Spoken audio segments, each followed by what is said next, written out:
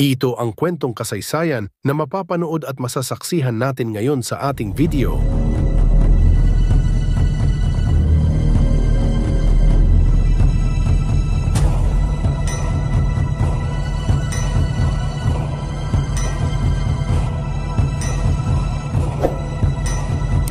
Sa malayong panahon bago pa man dumating ang mga dayuhang mananakop, ang Iloilo ay isa ng masiglang sentro ng kalakalan sa isla ng Panay.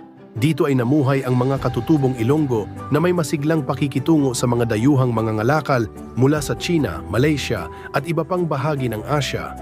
Ang kanilang pamumuhay ay nakabatay sa agrikultura, pangisdaan at palitan ng produkto sa mga dayuhan.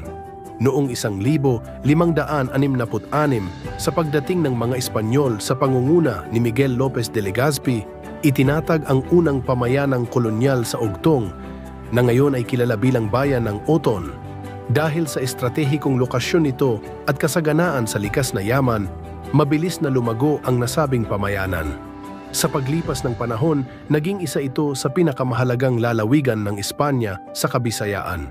Sa pagdating ng rebolusyon laban sa mga Kastila noong 1918, ang mga Ilonggo sa pangunguna nina General Martin Delgado at General Quintin Salas ay buong tapang na lumaban para sa kalayaan.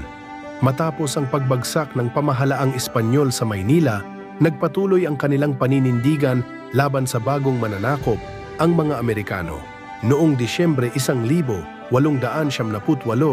sinikap ng mga puwersang Amerikano na sakupin ang Iloilo, ngunit matindi ang pagtutol ng mga Pilipinong revolusyonaryo. Sa kabila ng kanilang pagsisikap, tuluyang napasakamay ng mga Amerikano ang lungsod noong 1919. Sa ilalim ng pamamahala ng Estados Unidos, sumapit ang tinatawag na gintong panahon ng Iloilo. Sa panahong ito, namayagpag ang industriya ng asukal na naging pangunahing sektor ng ekonomiya ng lalawigan. Naging maunlad ang kalakalan at itinayo ang iba't ibang gusali at infrastruktura na nagbigay ng progreso sa lungsod at karatig ng mga bayan. Subalit, nang sumiklab ang ikalawang digmaang pandaigdig noong 1942, napasailalim sa pananakop ng mga Hapones ang Iloilo.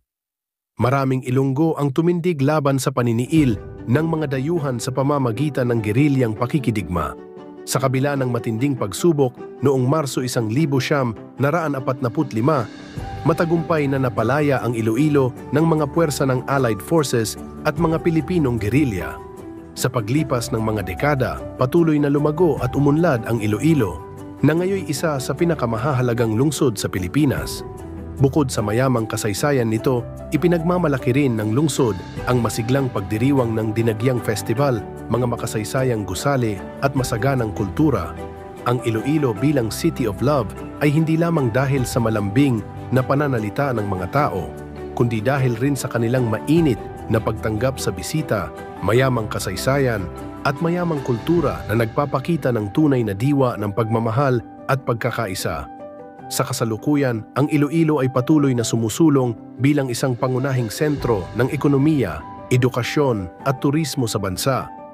Nananatili itong sagisag ng katatagan at kagitingan ng mga Ilonggo, isang pamanang hindi kailanman mapapawi ng panahon.